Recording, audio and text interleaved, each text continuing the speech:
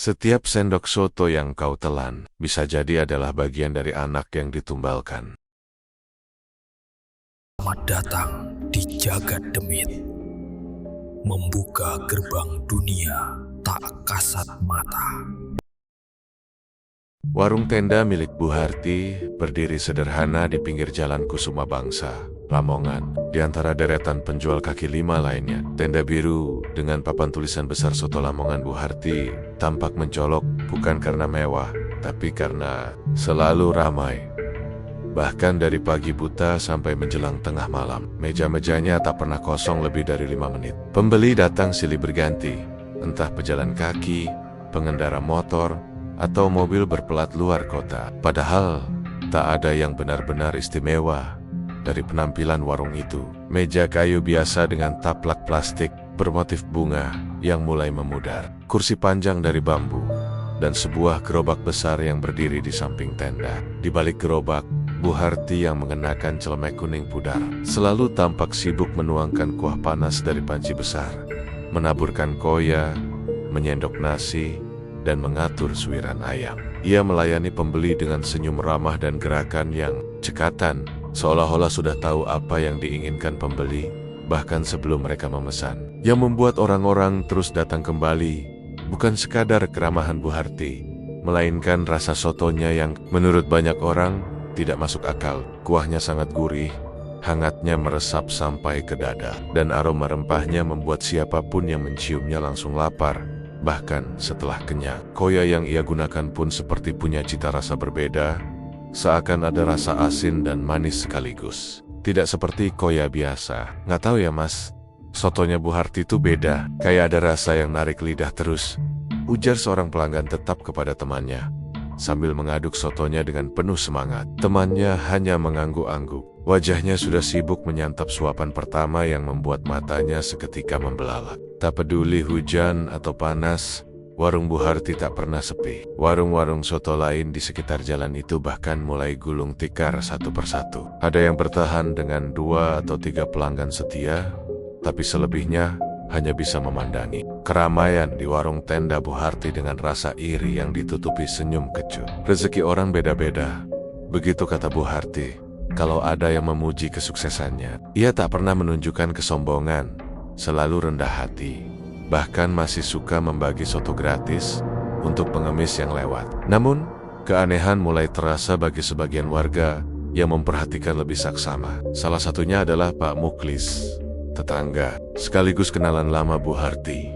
Ia memperhatikan bahwa meskipun sotonya laku keras setiap hari, bahan-bahannya tak pernah terlihat datang dalam jumlah besar. Tak ada truk sayur, tak ada pengantar daging, bahkan ayam hidup pun tak pernah terlihat diturunkan. Padahal porsi yang dijual bisa mencapai ratusan setiap hari. Anehnya lagi, dapur belakang rumah Bu Harti tempat ia memasak semua bahan sebelum diangkut ke warung selalu tertutup rapat. Tak ada yang tahu persis seperti apa isinya. Bahkan suara-suara memasak pun jarang terdengar. Yang lebih membuat bulu kuduk Pak Muklis meremang adalah aroma yang sesekali muncul saat malam menjelang. Saat seluruh rumah sudah sepi, angin malam membawa bau kuah soto yang sangat tajam dari arah rumah Bu Harti. Tapi bukan aroma sedap seperti di warungnya. Bau itu menyengat, seperti daging yang direbus terlalu lama, disertai semacam aroma amis samar yang tak bisa dijelaskan. Seolah ada sesuatu yang lain yang dimasak di sana, bukan ayam. Pak Muklis juga memperhatikan satu hal ganjil lainnya.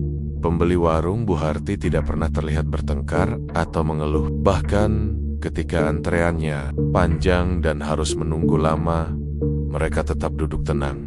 Wajah mereka terlihat seperti damai atau mungkin kosong. Beberapa dari mereka kembali dalam waktu yang sangat singkat, bahkan dalam hari yang sama. Kayak orang kecanduan, pikir Pak Muklis suatu hari. Pernah suatu malam, ia melihat seorang pria tua memakan soto dengan tangan gemetar. Matanya berlinang air mata, tapi tetap menyendok tanpa henti, seolah sedang mencoba mengisi lubang yang tak bisa dipenuhi. Lalu, ada kejadian yang mulai menyebar sebagai bisik-bisik di kalangan warga. Seorang anak muda jatuh pingsan di tengah jalan setelah makan dari warung Bu Harti saat dibawa ke klinik. Ia hanya mengigau satu kalimat berulang-ulang. Ada yang menangis di dalam kuah, ada yang menangis, tapi tak ada yang benar-benar menggubris cerita itu. semua tetap datang. Rasa lapar mereka terlalu kuat, dan kelezatan soto Bu Harti seperti menutupi semua rasa curiga. Bu Harti sendiri tetap seperti biasa, tersenyum, melayani dan berkata, "Silakan duduk, Mas. Nasinya masih hangat." Tak ada yang tahu bahwa setiap senyum itu menyembunyikan satu beban rahasia yang makin hari makin berat. Bahwa di balik kelezatan kuah itu, ada sesuatu yang sudah mulai menagih. Sesuatu yang tinggal di balik pohon besar di belakang rumahnya. Sesuatu yang tak pernah kenyang. Ardi sudah hampir sebulan tidak terlihat keluar rumah. Anak semata wayang. Bu Harti itu dulu sering membantu mengantar pesanan ke pelanggan sekitar. Bahkan sesekali ikut menjaga warung di jam-jam sibuk. Namun sejak beberapa minggu terakhir, tubuhnya makin kurus, wajahnya pucat, dan suara napasnya terdengar berat seperti orang yang terus-menerus dicekik oleh sesuatu yang tak terlihat. Beberapa tetangga yang peduli sempat bertanya, "Bu, Ardi kemana ya? Kok lama nggak kelihatan?" Namun Bu Harti selalu menjawab dengan nada santai, "Kecapekan aja, Mbak. Lagi batuk-batuk. Namanya juga anak cowok. Susah disuruh istirahat. Saya paksa banyak tidur di rumah." Jawaban itu selalu diiringi dengan senyum ramah. Tapi ada getar aneh di suara Bu Harti.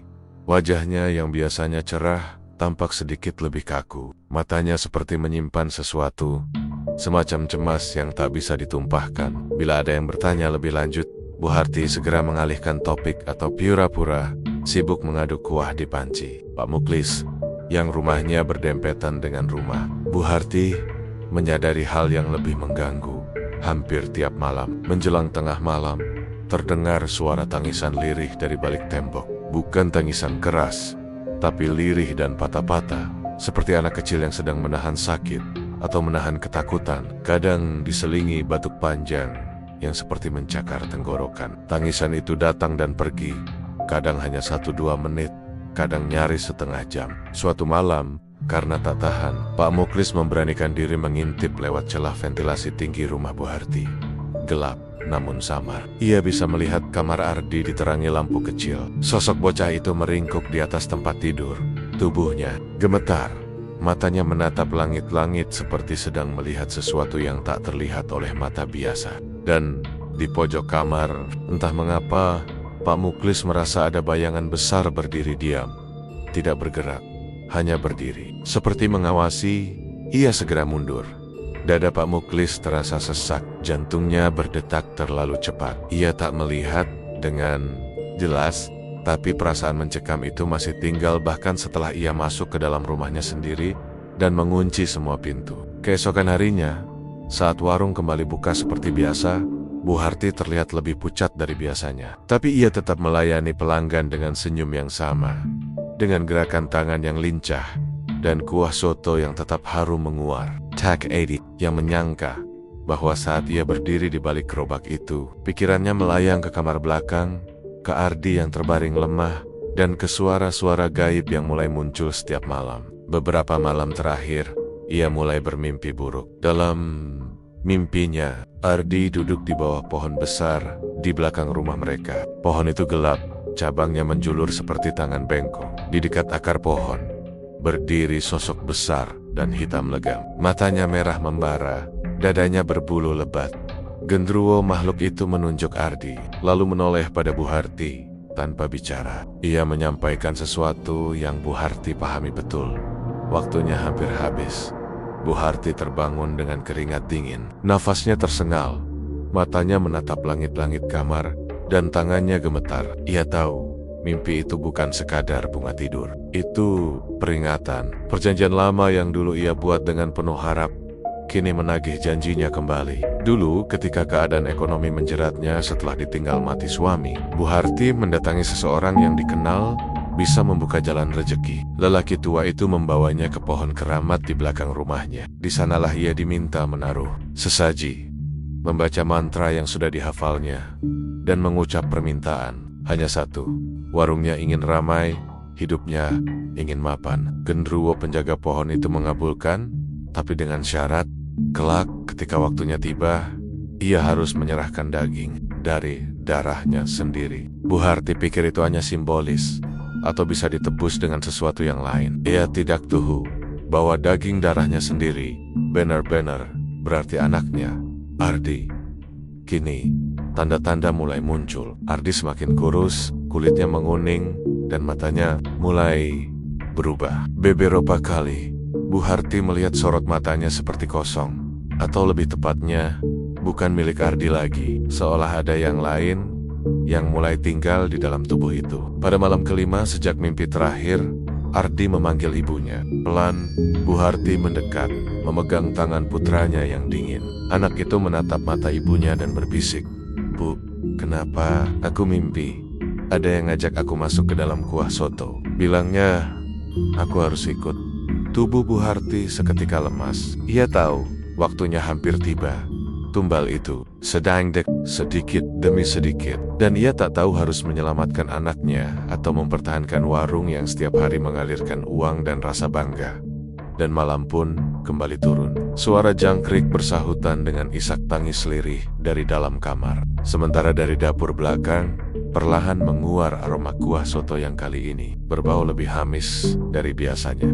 Tak ada yang tahu pasti sejak kapan Bu Harti memutuskan menempuh jalan pesugihan. Tapi segala sesuatunya bermula pada satu malam 7 tahun lalu, ketika hujan turun deras di luar, dan ia duduk termenung di ruang tamu rumah peninggalan suaminya, sambil memeluk Ardi kecil yang waktu itu baru berusia 8 tahun.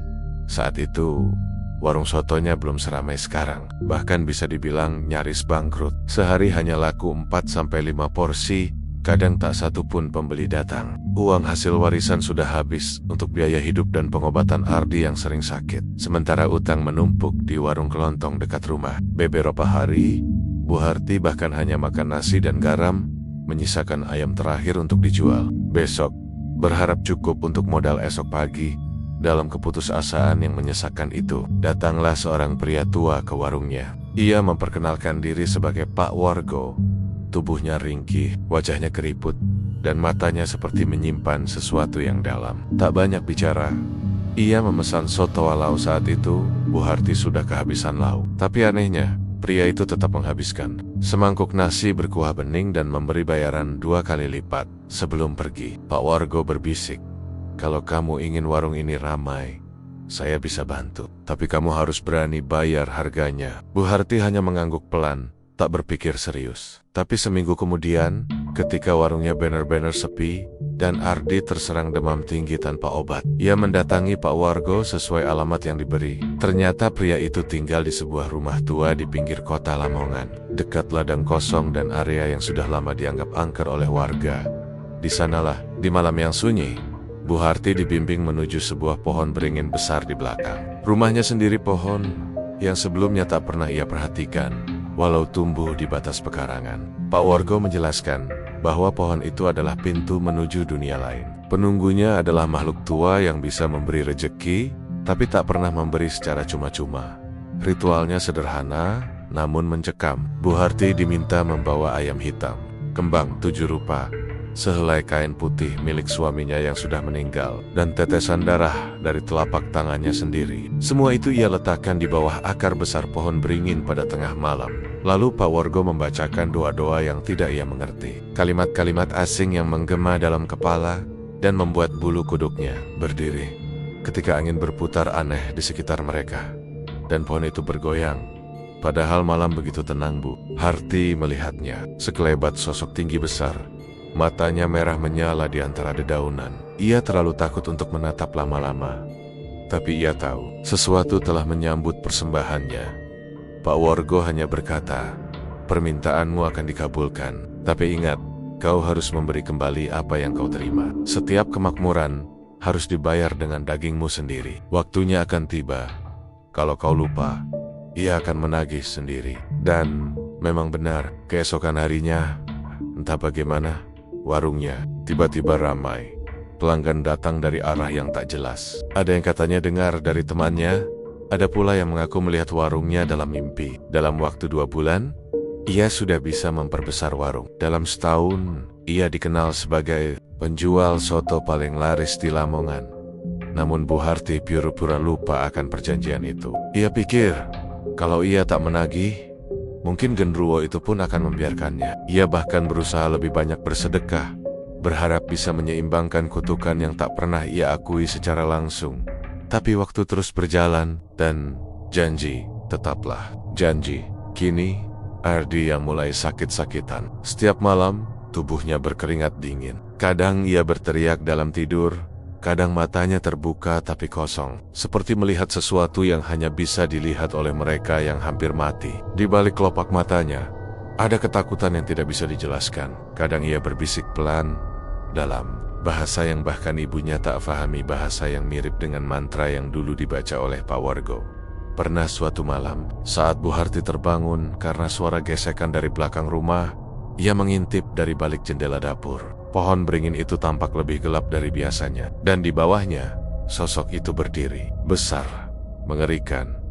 Kepalanya hampir menyentuh cabang terendah. Tapi kali ini, ia tidak sendiri. Di samping Nia berdiri seorang anak kecil, kurus dan pucat, wajahnya kosong, dan Bu Harti mengenalinya. Ardi. Ia tersentak dan berlari ke kamar anaknya. Ardi masih di tempat tidur, tapi keringat membasahi tubuhnya dan matanya terbuka, menatap kosong ke langit-langit. Bu Harti mengguncang tubuh anaknya sambil menangis, memanggil namanya berulang nguling. Ardi menoleh pelan dan berkata, dengan suara yang bukan suaranya, "Ibu sudah janji. Ibu janji aku buat dia." Malam itu, Bu Harti mengurung diri di kamarnya. Ia menyalakan semua lampu, menggenggam foto suaminya, dan menangis dalam diam.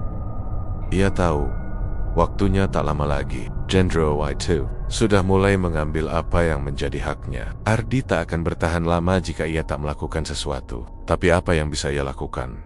Tak ada jalan kembali, tak ada pertukaran. Ia sudah menjual anaknya demi semangkuk soto yang tak pernah basi. Pagi itu, warung Bu Harti seperti biasa sudah ramai. Bahkan sebelum matahari sepenuhnya terbit, pelanggan duduk berjejer di kursi bambu panjang, sebagian bersandar di tiang tenda sambil menunggu giliran, dan beberapa terlihat sudah tidak sabar karena aroma kuah soto yang menguar dari gerobak mulai menggoda perut mereka. Bu Harti tetap melayani seperti biasa. Senyumnya tak berubah, gerakannya cepat, dan suaranya tetap lembut. Namun, di balik semua itu, wajahnya terlihat lebih pucat dari biasanya. Lingkar hitam mengitari matanya. Ia hampir tidak tidur semalam. Tapi yang berbeda pagi itu bukan hanya raut wajah Bu Harti. Beberapa pelanggan yang baru pertama kali mencicipi sotonya pagi itu tiba-tiba terlihat bingung. Salah satu dari mereka, pemuda berambut gondrong yang duduk di ujung, mengernyitkan alisnya sambil mencium sendoknya. "Kok baunya agak aneh ya?" gumamnya pelan. Pemuda lain yang duduk di depannya mencicipi sedikit kuahnya dan langsung menatap mangkuk itu dengan ekspresi tidak percaya. Lo ngerasa nggak kayak amis ya?" misalnya si gondrong. "Iya, kayak bau darah, tapi bukan darah ayam." Suasana mendadak hening sesaat, tapi hanya sebentar, karena beberapa pelanggan lain tetap melanjutkan makan tanpa peduli. Sebagian besar dari mereka bahkan tampak seperti tak mendengar percakapan itu. Tatapan mereka kosong. Sendok terus bergerak dari mangkuk ke mulut tanpa jeda, seolah sedang makan dalam kondisi setengah sadar. Di salah satu meja dekat tiang, seorang ibu muda mendadak memuntahkan suapan pertama sotonya. Ia terbatuk keras, lalu menunjuk ke dalam mangkuk. "Ini apaan?" Beberapa orang langsung melihat di dalam kuah sotonya. Tampak sehelai rambut panjang melingkar halus. Bukan rambut ayam, bukan juga serpihan bumbu. Ini jelas rambut manusia. Bu Harti yang melihat kejadian itu segera menghampiri, berpura-pura terkejut. "Aduh, maaf banget mbak. Mungkin jatuh dari saya tadi pas nyiapin. Saya ganti ya, gratis." Ibu muda itu bangkit dengan kesal dan langsung pergi tanpa berkata apa-apa. Tapi yang membuat suasana benar-benar berubah adalah saat salah satu pelanggan yang tampak linglung tiba-tiba berdiri. Matanya membelalak dan berteriak kencang, "Ada anak di dalam kuahnya. Dia nangis, dia minta tolong." Orang-orang langsung menoleh. Beberapa berdiri, sebagian menjatuhkan sendoknya. Pria itu jatuh ke lantai, menggeliat-geliat seperti kesurupan. Mulutnya berbuih, dan dari tenggorokannya keluar suara rintihan anak kecil. Beberapa pelanggan perempuan menjerit. Bu Harti berdiri terpaku, tangannya menggenggam mangkuk arat-arat hingga gemetar. Pak Muklis, yang kebetulan juga datang pagi itu, segera maju dan memegang tubuh pria yang menggeliat. Ia berusaha menenangkan sambil melafalkan doa pelan. Tapi dari mulut pria itu Suara yang keluar bukan lagi suaranya, melainkan suara kecil, lirih, dan menyayat telinga ibu. "Jangan biarkan aku direbus." Semua orang terpaku, seisi warung membeku. Lalu pria itu tiba-tiba pingsan, terjatuh lemas di pangkuan Pak Muklis. Warung hening selama beberapa detik. Lalu, satu persatu orang mulai bangkit dan pergi. Tidak ada yang berkata apa-apa, tidak ada yang menoleh ke belakang. Mereka hanya meninggalkan piring, gelas, dan mangkuk setengah kosong di meja. Beberapa ada yang muntah di pinggir jalan. Tak satu pun dari mereka kembali ke warung itu sejak hari itu. Malamnya, kejadian lebih menyeramkan terjadi. Di rumah Pak Muklis, yang hanya berjarak 5 langkah dari rumah Bu Harti, terdengar suara gamelan kecil, seperti bunyi mainan anak-anak yang diputar balik. Suara itu datang dari arah belakang rumah tempat pohon beringin tua berdiri. Pak Muklis mengintip dari jendela dapur. Ia melihat cahaya samar seperti api kuning yang berputar-putar di bawah pohon. Di tengah cahaya itu, tampak sosok Ardi. Tubuhnya berdiri kaku, matanya menatap kosong ke arah dapur. Tapi yang lebih mengerikan, tepat di belakang Ardi, muncul bayangan besar, tinggi seperti pohon, dengan mata merah yang menyala di kegelapan. Sosok itu membungkuk, menunduk ke arah Ardi, dan menjulurkan lidah panjangnya, menjilat bagian belakang kepala bocah itu. Pak Muklis buru-buru mundur dan mengunci semua pintu dan jendela. Ia langsung mengambil air wudhu dan menggelar sajadah. Dalam sujudnya, ia hanya bisa berdoa agar malam segera berakhir. Sementara itu, di dapur rumah Bu Harti, sebuah panci besar masih menyala di atas tungku. Tapi kali ini, tidak ada suara mendidih, tidak ada aroma sedap seperti biasanya. Yang ada hanya bau amis pekat dan suara lirih dari dalam panci. Suara isakan anak kecil yang terus bergema. "Bu, aku dingin." "Jangan masak aku lagi." Sejak kejadian di warungnya pagi itu, Bu Harti tak lagi membuka tenda soto di Jalan Kusuma Bangsa. Meja-meja bambu tetap terlipat di gudang, gerobaknya ditutup kain lusuh, dan panci besar yang biasanya penuh kuah gurih kini kosong dan hitam di dapur belakang. Beberapa warga yang melewati rumah Bu Harti hanya berani melirik sekilas. Tak ada yang berani mengetuk pintu. Bahkan tukang sayur pun enggan berhenti. Meski dulu Bu Harti termasuk pelanggan paling royal, Bu Harti mengurung diri. Ia tak makan, tak tidur, tak berbicara pada siapapun. Hidupnya hanya berputar di dalam rumah yang kini terasa seperti penjara. Ia duduk di lantai ruang tengah sambil memeluk selembar foto Ardi saat kecil tersenyum dengan gigi ompong, mengenakan seragam SD, dan memegang piala lomba menggambar. Matanya sembab, bibirnya pecah-pecah. Seluruh tubuhnya kurus dan lemah, seolah tak ada lagi yang bisa menopangnya untuk berdiri. Ardi, buah hati satu-satunya, sekarang hanya menjadi bayangan yang terbaring di ranjang, bernapas lirih seperti si sisa lilin yang sebentar lagi padam. Ia tak bisa bicara lagi, hanya matanya yang masih terbuka, menatap langit-langit kamar, tak berkedip. Tapi sorotnya bukan lagi milik anak kecil. Sorot itu kosong, datar, dan gelap. Kadang-kadang, tubuh Ardi gemetar hebat. Dari tenggorokannya keluar suara erangan yang aneh, seperti dua suara bertumpuk jadi satu. Suara anak kecil yang kesakitan, dan suara berat yang dalam, seperti geraman binatang besar. Beberapa malam, Bu Harti mendapati ranjang Ardi penuh dengan bulu-bulu hitam kasar. Bulunya panjang seperti bulu kuda, tapi baunya seperti daging busuk yang sudah berhari-hari tak dikubur. Ia tahu, genderuwo itu mulai mengambil bentuk di dalam tubuh anaknya. Namun yang membuat hati Bu Harti benar-benar remuk adalah ketika pada suatu malam, Ardi tiba-tiba menoleh padanya. Perlahan, matanya merah darah, dan dengan suara yang lirih dan retak, ia berbisik, "Ibu, aku boleh pergi?" Bu Harti langsung jatuh terduduk di lantai, menangis histeris. "Tidak, jangan tinggalin ibu, nak." "Ibu minta maaf, ibu minta maaf. Ibu cuma mau kita bisa hidup layak. Ibu gak kuat lagi. Tolong jangan pergi." Tapi Ardi tidak lagi bicara. Matanya kembali kosong, tubuhnya kembali diam. Malam demi malam, Bu Harti seperti orang gila. Ia membakar kemenyan, menabur bunga di depan pintu dapur, menyembelih ayam hitam lagi dan lagi, berharap bisa menyenangkan genderuwo yang pernah memberinya kekayaan. Ia memanggil-manggil nama Pak Wargo, berharap lelaki tua itu datang lagi dan membatalkan semua ini. Tapi tak ada yang datang, tak ada yang membantu. Suatu malam, suara dari balik pohon kembali terdengar. Kali ini lebih dekat, lebih jelas. Suara itu bukan lagi sekadar bisikan di telinga atau bayangan di mimpi ibu. Kenapa berhenti memasak? Aku lapar. Teman-teman Ardi lapar. Kuahnya harus tetap ada. Atau aku ambil semuanya. Bu Harti menjerit dan menutup telinganya. Tapi suara itu tetap masuk, seolah berasal dari dalam kepalanya sendiri. Esok paginya, ia keluar rumah dengan langkah sempoyongan, membawa panci besar ke warungnya. Wajahnya kusut, rambutnya acak-acakan, bajunya kotor oleh noda hitam yang entah dari mana. Ia mulai memasak kembali, tapi kali ini tak ada daging ayam, tak ada suiran atau koya.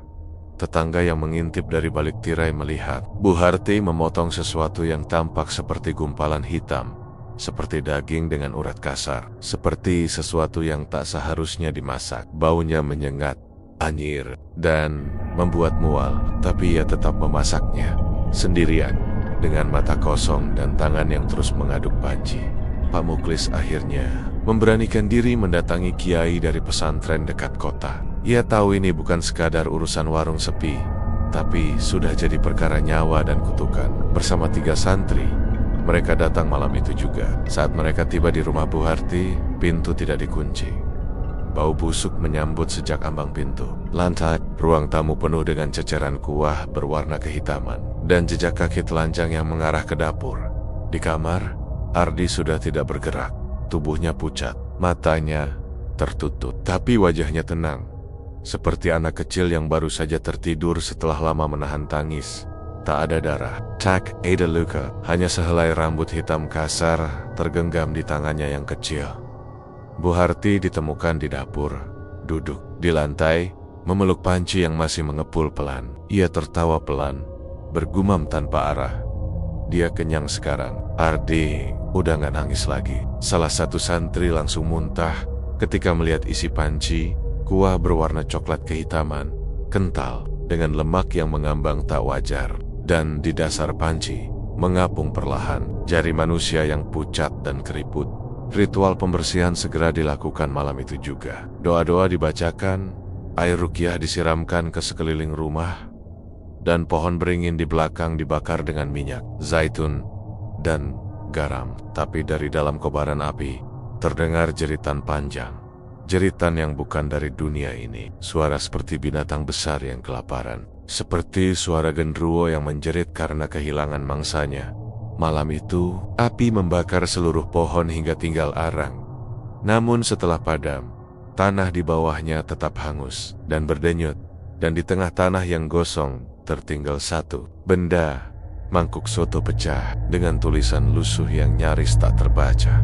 Meski sudah lama ditinggalkan, warung tenda Bu Harti tak pernah benar-benar sepi. Beberapa warga mengaku masih melihat bayangan orang-orang duduk di kursi bambu warung itu di malam hari. Tapi yang lebih mengganggu adalah kabar yang beredar di kalangan tukang ojek dan sopir truk lintas kota. Konon, jika kau melewati warung Bu Harti tepat tengah malam, kau bisa melihat satu mangkuk soto tersaji di atas meja dengan asap hangat yang masih mengepul, seolah baru dituangkan dari panci. Tak ada yang tahu siapa yang menaruhnya. Tak ada yang melihat siapa yang memasak. Tapi mangkuk itu selalu ada. Dan yang membuat bulu kuduk merinding, isi mangkuk itu selalu berbeda. Kadang berisi soto biasa dengan suiran ayam dan koya yang tampak lezat. Kadang hanya kuah gelap dengan potongan daging tak dikenal, yang bergerak perlahan seolah masih hidup. Pernah pula, ada seseorang yang melihat isi mangkuknya berupa benda putih, pucat menyerupai tulang kecil seperti ruas jari anak-anak. Beberapa yang nekat mencoba mendekat mangkuk itu, mengaku langsung pusing, mual, dan muntah darah. Seorang sopir bak terbuka yang tengah rehat di dekat situ pernah mencium aromanya, dan langsung pingsan. Saat sadar, ia mengigau satu kalimat berulang-ulang. Aku makan Ardi. Aku makan Ardi. Desas-desus ini makin menjadi-jadi saat muncul pengakuan dari seorang pemuda pengantar barang asal Bojonegoro bernama Hendra. Ia mengaku sempat memarkir mobil pickup Nia di dekat warung itu dini hari saat hujan gerimis turun, karena lapar dan tidak tahu cerita seram seputar tempat itu. Ia duduk di meja depan tenda yang masih berdiri. Ia kaget ketika melihat semangkuk soto panas tiba-tiba sudah ada di depannya. Karena tidak curiga dan mengira itu dari warga sekitar yang sedang iseng berjualan tengah malam, Hendra menyuap kuahnya 1 sendok. Seketika, seluruh tubuhnya panas, dadanya sesak, dan penglihatannya menjadi gelap. Ia melihat bayangan banyak orang duduk mengelilinginya tapi semua tanpa wajah. Hanya rongga hitam dan mata merah yang menyala di kegelapan. Mereka menyuap soto bersama-sama dalam diam, dan di tengah-tengah mereka, Bu Harti berdiri. Senyumnya lebar, bibirnya hitam, dan di pelukannya ada Ardi. Tubuh bocah itu kaku, matanya memandang kosong ke langit-langit, dan mulutnya bergerak perlahan, seperti berbisik, "Kenapa kamu makan aku?" Hendra langsung muntah darah di tempat dan harus dirawat 2 minggu penuh di rumah sakit. Ketika sampai, ia berhenti kerja dan kembali ke kampungnya. Ia bersumpah tak akan pernah lagi melintasi Lamongan tengah malam. Bahkan meski dibayar berlipat, Pak Muklis yang mendengar kabar itu kembali menghadap kiai pesantren. Ia mendesak agar dilakukan penguncian tempat itu dengan cara yang lebih kuat. Tapi kiai tua itu hanya menggeleng pelan. Tempat itu sudah jadi celah, Pak Muklis. Yang dulu dibuka Bu Harti bukan cuma pintu pesugihan, tapi jalur untuk makhluk itu menetap di dunia kita. Selama ada mangkuk, selama ada yang penasaran, dia akan tetap tinggal. Dan memang, mangkuk itu tak pernah hilang. Meski ada yang mencoba membuangnya, membungkusnya, bahkan menguburnya keesokan harinya, mangkuk yang sama akan muncul kembali di tempat yang sama, dengan isi yang baru dan aroma yang kembali menguar, menggoda siapa saja yang lapar atau lemah imannya.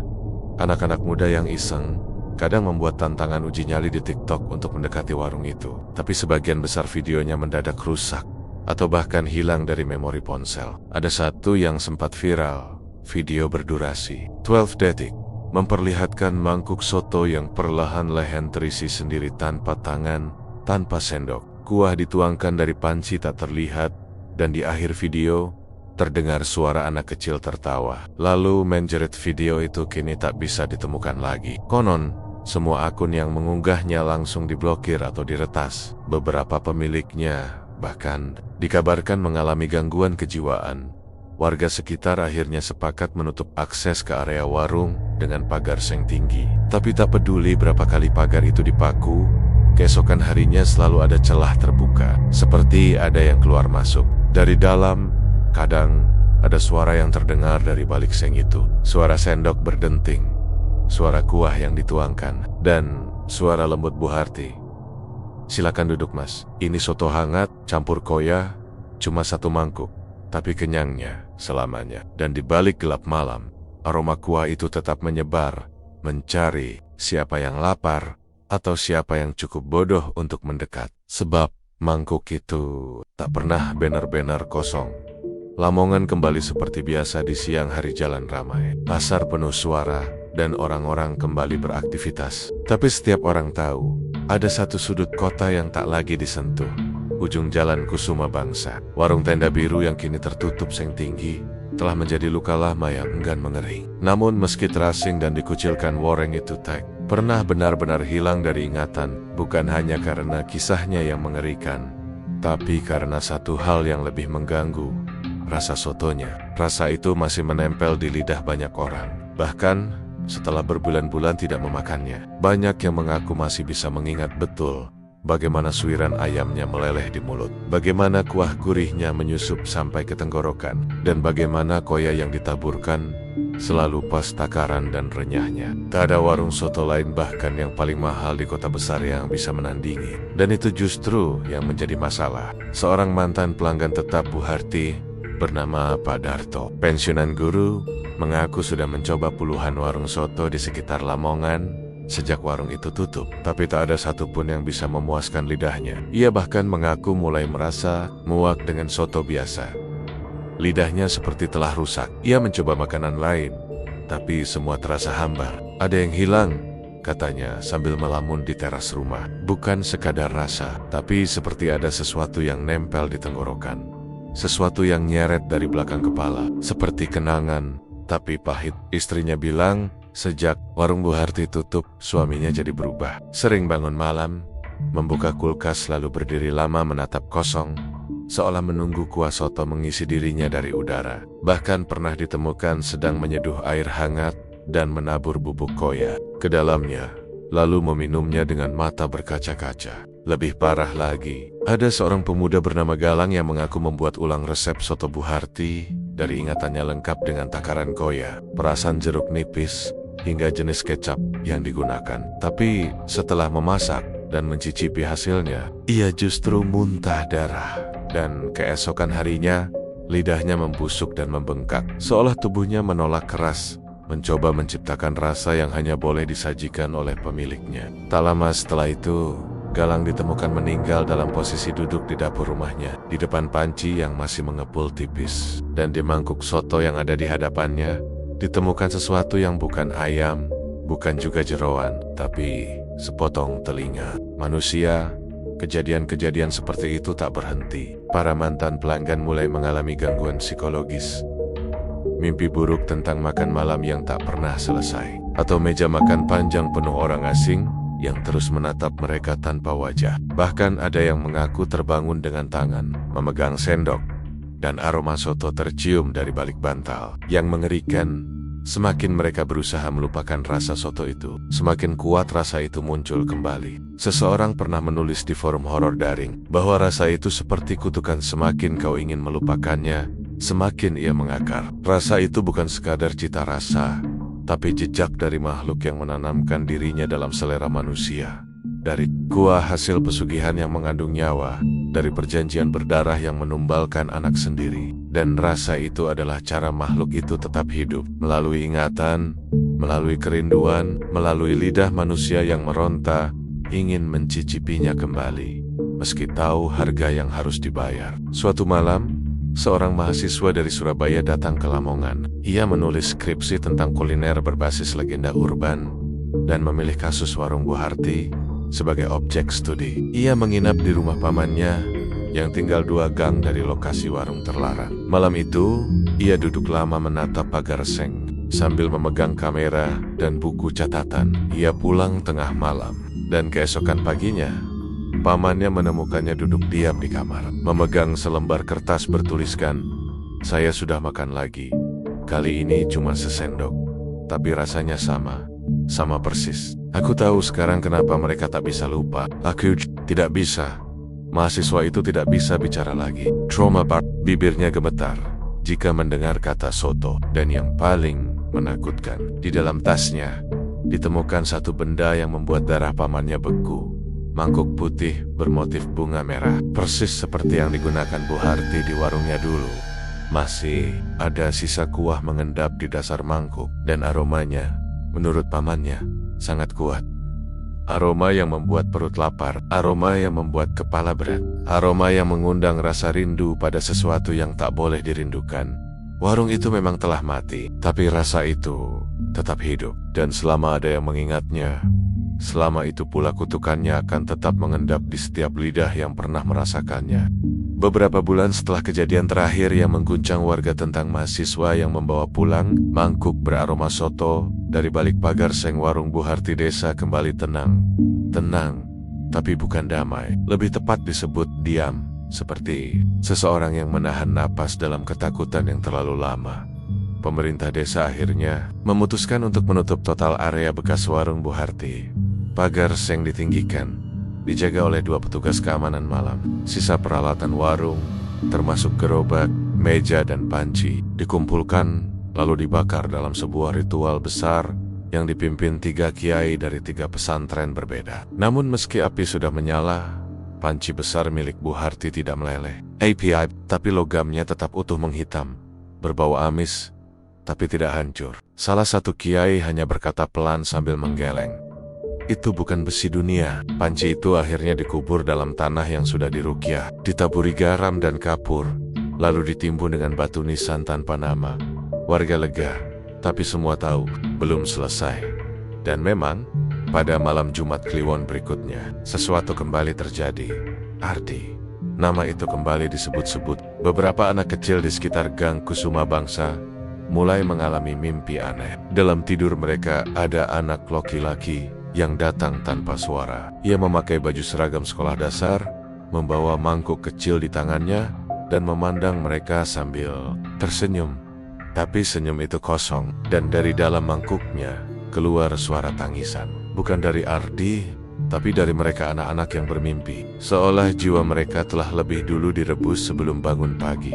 Salah satu anak yang paling keras menjerit saat tidur adalah Raka, usia 9 tahun, tinggal di rumah petak 2 gang dari rumah Bu Harti. Ia menjerit tengah malam, dan ketika ibunya datang membangunkannya, Raka menatap ibunya dengan wajah ketakutan luar biasa dan berkata, "Ibu, aku disuruh gantiin Ardi. Aku disuruh masuk panci." Kejadian itu menyebar cepat. Sekolah dasar di sekitar area itu mulai sepi. Orang tua takut anaknya menjadi tumbal berikutnya. Mereka ingat bahwa Ardi bukan sekadar korbannya adalah bayaran atas pesugihan Bu Harti. Dan jika kutukan itu belum ditutup, maka akan terus mencari tumbal baru. Pak Muklis, satu-satunya orang yang sejak awal berusaha melawan kegelapan ini, mendatangi kembali rumah tua Bu Harti. Meski tempat itu sudah kosong, ia nekat masuk lewat belakang, membawa air doa dan tasbih. Langkahnya pelan, menyusuri koridor yang lengket dan dingin. Dinding-dinding rumah itu kini dipenuhi coretan, gambar anak kecil, panci, dan tulisan-tulisan aneh dalam bahasa yang tidak dikenalnya. Di ruang tengah, Pak Muklis menemukan sesuatu yang menggetarkan hatinya. Buku harian Bu Harti sudah lusuh. Kertasnya lembab dan menghitam di beberapa bagian, tapi sebagian masih bisa dibaca. Isinya penuh tangisan dan penyesalan. Tapi di halaman terakhir, ada satu catatan yang ditulis dengan darah. "Jika aku hilang, dia akan minta ganti. Aku janji hanya satu anak, tapi dia bilang rasa itu sudah tersebar. Dan setiap yang mencicipi akan menumbalkan anak mereka sendiri. Aku kira ini cuma tentang aku dan Ardi. Ternyata ini tentang semua orang yang pernah makan. Setiap suapan adalah perjanjian." Pak Muklis menutup buku itu dengan tangan gemetar. Ia menyadari satu hal mengerikan. Kutukan itu tidak hanya pada Bu Harti, tapi pada siapapun yang pernah menikmati sotonya. Tumbal tak berhenti pada Ardi. Rasa yang membuat orang ketagihan itu membawa jejak darah, dan setiap kenangan akan rasa. Itu setiap kerinduan yang terlalu dalam adalah jalan bagi makhluk itu untuk masuk lagi. Malam itu, Pak Muklis menyuruh warga mengumpulkan seluruh peralatan makan bekas warung Bu Harti yang mungkin masih disimpan mangkuk, sendok, piring, bahkan benar, bekas, atau serbet. Semua dikumpulkan dan dibakar. Lalu lokasi bekas warung disegel dengan pagar tembok permanen setinggi 2 meter dan dipasangi papan bertuliskan, "Dilarang mengingat, dilarang menginginkan, dilarang mengulang, demi anak-anak kita." Namun, tetap saja, manusia adalah makhluk yang mudah lupa. Dan kadang, yang dilupakan justru yang paling berbahaya. Beberapa tahun kemudian, jauh dari Lamongan, di kota kecil di Jawa Tengah, seorang penjual soto membuka warung baru. Ia mengklaim punya resep turun-temurun, warisan dari keluarga jauh di Lamongan. Warungnya kecil, tapi dalam waktu singkat, pembelinya membludak. Mereka berkata, sotonya beda, gurihnya nggak pernah bisa dilupakan. Warung itu bernama Soto Ardi, rasa yang tak pernah mati. Dan di pojok belakang warungnya tergantung satu mangkuk putih bermotif bunga merah yang tidak pernah kosong.